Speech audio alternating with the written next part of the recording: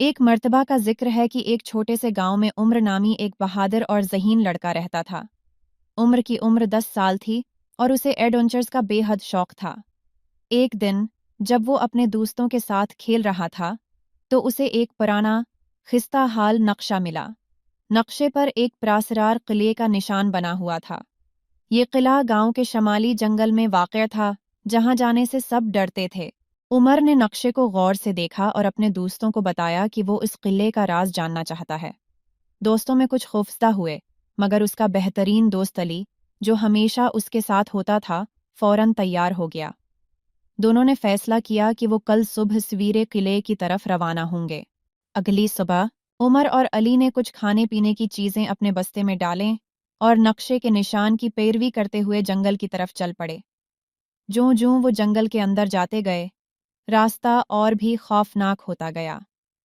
درختوں کے بیچ اندھیرا اور گہرا ہو رہا تھا، اور ہوا کی سنسناہٹ کانوں میں سرگوشیاں کر رہی تھی۔ دونوں کے دل زور زور سے دھڑک رہے تھے، مگر وہ اپنی ہمت نہیں ہارے۔ چلتے چلتے انہیں ایک عجیب آواز سنائی دی۔ وہ رک گئے۔ یہ آواز کیسی ہے؟ عمر نے سرگوشی میں کہا۔ علی نے جواب دیا، مجھے نہیں معلوم، لیکن یہ آواز قلعے کی طرف سے آ رہی ہے۔ دونوں نے ایک دوسرے کی طرف دیکھا اور فیصلہ کیا کہ وہ پیچھے نہیں ہٹیں گے۔ قلعے کے سامنے آخر کار وہ دونوں قلعے کے سامنے پہنچ گئے۔ قلعہ بہت پرانا اور بوسیدہ تھا۔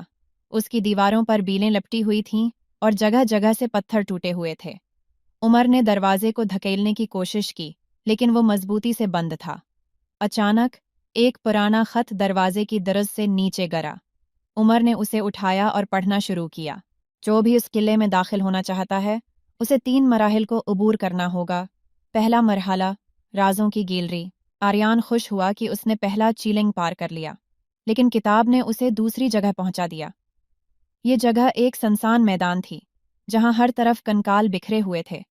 میدان کے بیچوں بیچ ایک صندوق تھا جس پر تالا لگا ہوا تھا۔ آریان نے کتاب کے اگلے صفحے پر پڑھا۔ دوسرا چیلنگ، تالا کھولو، مگر کنجی تمہارے پاس نہیں ہے۔ آریان نے غور کیا تو دیکھا کہ صندوق کے چاروں طرف عجیب و غریب نشانات بنے ہوئے ہیں۔ رازوں کی گیلری۔ قلعے کے اندر ہر طرف سناٹا چھایا ہوا تھا۔ وہ ایک بڑی گیلری میں داخل ہوئے جہاں پرانی تصاویر، مجسمے اور کتابیں رکھی ہوئی تھیں۔ اچانک علی کی نظر ایک بڑی تصویر پر پڑی۔ اس تصویر میں ایک خزانہ دکھایا گیا تھا، جسے ڈھونڈنے کے لیے ایک پہیلی حل کرنی تھی۔ پہیلی کچھ یوں تھی، اندھیرے میں روشنی کہاں سے آتی ہے؟ عمر نے سوچا اور پھر خوش ہو کر بولا، سورج۔ علی نے سر ہلایا، اور جیسے ہی وہ جواب دیا، ایک خفیہ دروازہ کھل گیا۔ دوسرا مرحلہ، خوف کا راستہ۔ دروازہ کھلتے ہی وہ دونوں ایک لمبے اور تنگ راستے میں داخل ہو گئے۔ یہ راستہ بالکل اندھیرے میں ڈوبا ہوا تھا، اور دیواروں پر خوفناک نقاشی بنی ہوئی تھی۔ راستے کے درمیان ایک بوڑھا شخص کھڑا تھا جس نے ان سے پوچھا، کیا تم اپنے خوف پر قابو پا سکتے ہو؟ عمر نے جواب دیا، ہم بہادر ہیں، ہم اپنے خوف کو شکست دیں گے۔ بوڑھے شخص نے مسکراتے ہوئے انہیں آگے بڑھنے دیا۔ اگلی مرحلہ، فیصلے کا کمرہ۔ راستہ طے کرنے کے بعد وہ ایک بڑے کمرے میں پہنچے، جہاں 2 دروازے تھے۔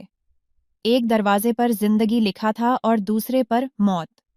ایک تختی پر لکھا تھا کہ صرف ایک دروازہ صحیح ہے، اگر غلط دروازے کا انتخاب کیا تو ہمیشہ کے لیے یہاں قید ہو جاؤ گے۔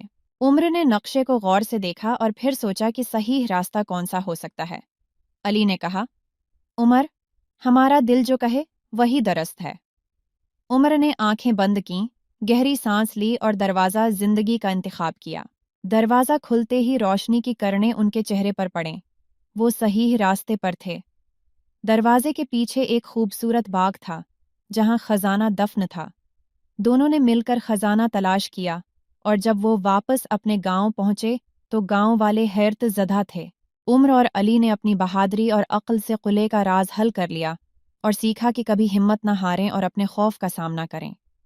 قلعے کا راز ہمیشہ کے لیے ان کا ہو گیا، اور گاؤں کے لوگ ان کی کہانیاں سن کر حوصلہ پاتے رہے۔ یہ کہانی بچوں کے لیے ایک دلچسپ ایڈونچر کے ساتھ ہمت اور بہادری کا سبق بھی دیتی ہے۔ امید ہے کہ بچے اسے پڑھ کر لطف اندوز ہوں گے اور سبق بھی حاصل کریں گے۔